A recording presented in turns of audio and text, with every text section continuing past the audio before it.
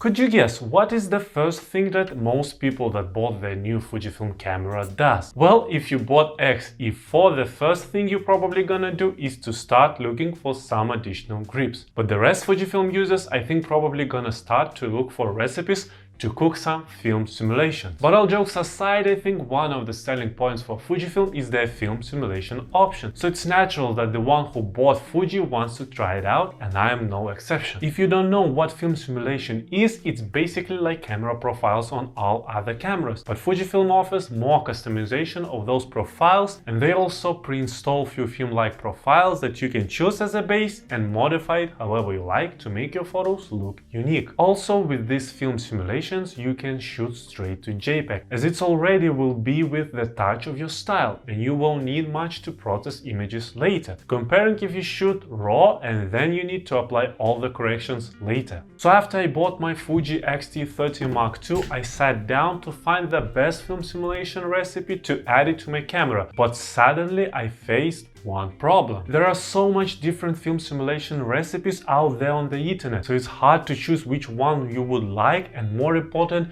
the one that will suit your shooting conditions. That's why I decided to create this series, where I will share my experience with different film simulation recipes. I will show you sample photos taken with them and share best scenarios for them to use. Also, you're welcome to suggest film simulations that you like, so I could try them as well and then share my opinion with you. So today I want to share with you this Kodak Porta 400 film simulation that I found on FujiXWeekly, modified a bit and used it while I was away to the seaside with my family. Kodak Porta's simulation is based off classic Chrome, and I will show the settings on the screen.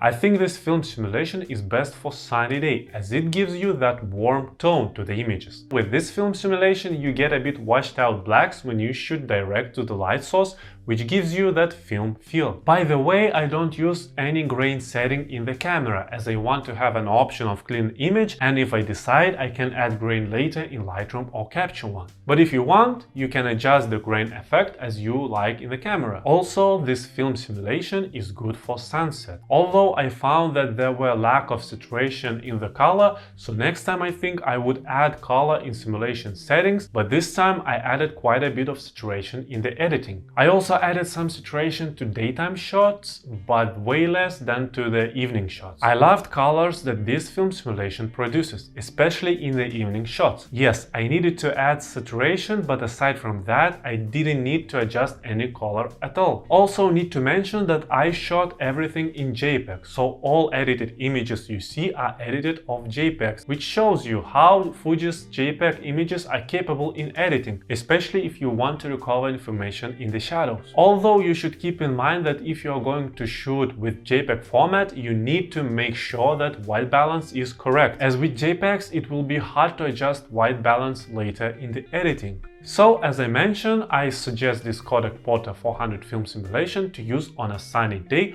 or on a sunny sunset. That way you will get that warm and nostalgic film-like look on your images. Tell me in the comments, have you tried Kodak Porta 400 film simulation before and how was your experience with it? Also share what film recipe should I try next. Maybe you have in mind some recipe for overcast weather, as we're still a bit away from spring and those warm sunny days, and I haven't found film recipe that I would like to use in overcast weather yet. So any advice on that regard are welcome. If you want to watch my POV video from the seaside where I took all those images with Kodak Porta 400 film recipe, you can click here. But for now, have a nice day and keep shooting!